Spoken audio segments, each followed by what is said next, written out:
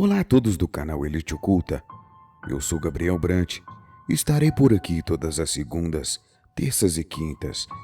Então preparem-se para correrem assustados para o colo da mamãe, porque o papai vai contar uma historinha para os bebês da creche oculta. Então peguem as mamadeiras e acendam as luzes, pois o Elite Oculta é o lugar onde o filho chora e a mãe não vê. Olá, Elite Oculta. Boa noite.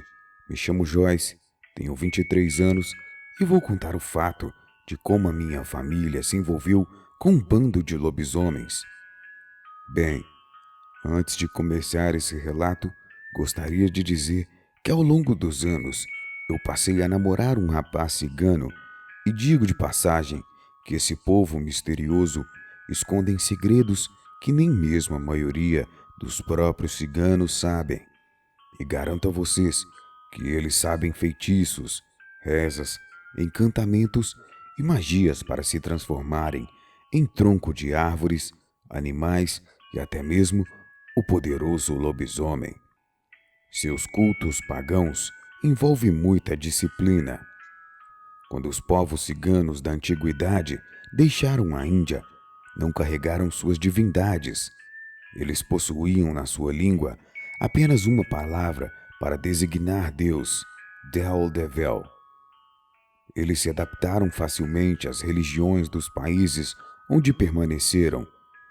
No mundo bizantino, tornaram-se cristãos, mas no início do século XIV, em Creta, praticavam o rito grego. Nos países conquistados pelos turcos, muitos ciganos permaneceram cristãos, enquanto que outros renderam-se ao Islã. Desde suas primeiras migrações em direção ao oeste, eles diziam ser cristãos e se conduziam como peregrinos. A peregrinação mais citada em nossos dias, quando nos referimos aos ciganos, é as de Sainte-Maries de la Mer, na região da Camargue, sul da França. Antigamente era chamada de Notre-Dame de la Mer, mas não foi provado que sobre o antigo regime os ciganos tenham tomado parte na grande peregrinação cristã de 24 e 25 de maio, tão popular desde a descoberta no tempo do rei René das relíquias de Santa Maria Jacobé e de Santa Maria Salomé, que surgiram milagrosamente em uma praia vizinha. Nem que já venerassem a serva das Santas Marias, Santa Sara, a egípcia, que eles anexarão mais tarde como sua compatriota e padroeira. A origem do culto de Santa Sara permanece um mistério e foi provavelmente na primeira metade do século XIX que os boêmios criaram um hábito da grande peregrinação anual à Camargue. Bem, após essa breve explicação, agora bora para o relato. Em 2016, morávamos em Porto Murtinho, no Mato Grosso do Sul. Eu tinha 18 anos e minha irmã Maria, 11. Meu pai trabalhava como auxiliar de produção e minha mãe era dona de casa. Eu havia terminado o ensino médio e estava em busca de um curso de enfermagem. Nesse meio tempo, minha mãe conheceu um cigano. Eu nunca soube o nome dele, mas todos o chamavam de Gugu Gaiteiro. Ela fazia consultas espirituais com esse cigano e ele era líder de uma irmandade religiosa que se chamava Dons da Profecia. Somente a minha mãe fazia parte dessa religião e o que eles pregavam não tinha nada a ver com a Bíblia. Minha mãe vivia dizendo que logo se tornaria como eles, pessoas iluminadas. Sempre achávamos que ela iria se tornar uma cigana, mas até onde sei, você só se torna cigano se nasce do povo cigano ou se casar com um. Não há outra forma de ser um cigano. Mas enfim, meu pai desconfiava muito que minha mãe e esse tal de Gugu Gaiteiro estavam tendo um caso. Mas quanto a isso, ele nunca teve provas, e quando a questionava, ela ficava super ofendida, a ponto de ficar meses sem falar com o meu pai.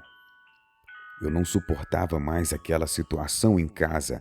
Não agíamos mais como uma família e minha mãe, mais e mais, sempre envolvida com esse povo cigano.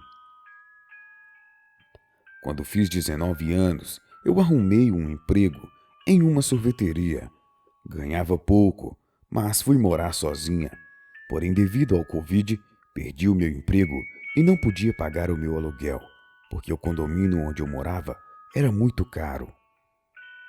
Eles me deixaram quebrar meu contrato sem multa e fiquei morando com um amigo brevemente, enquanto procurava um lugar mais barato, até que o meu pai arrumou um apartamento onde eu poderia morar.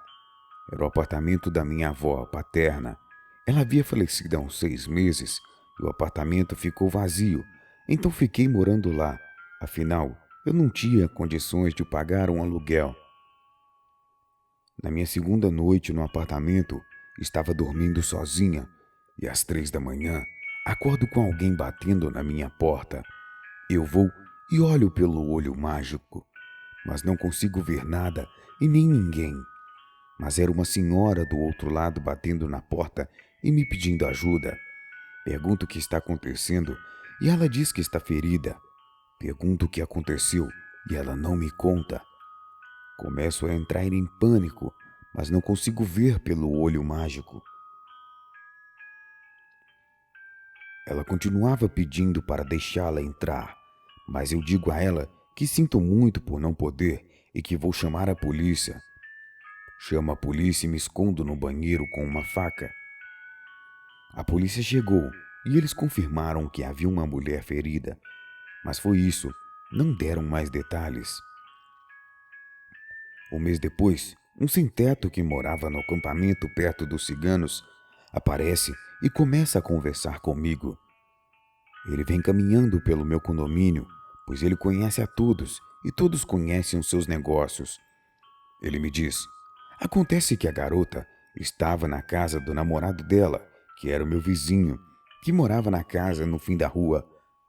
Eles discutiram e ele a esfaqueou. Então ela correu para a porta mais próxima, no caso a minha, para pedir ajuda. O cara acabou chegando até ela e terminando o serviço. A polícia chegou e o prendeu. A moça morreu perto da minha porta.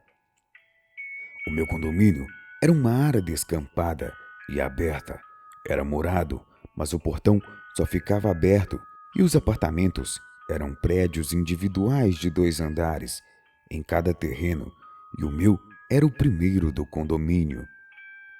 Esse sem-teto contou também que o namorado que esfaqueou a vítima pertencia à seita, a mesma que a minha mãe fazia parte.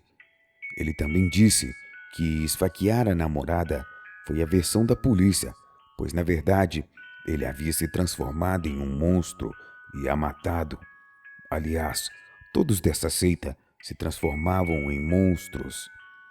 Perguntei a ele qual tipo de monstro ele se referia, pois achei que talvez eles se drogassem e perdessem o controle de suas ações.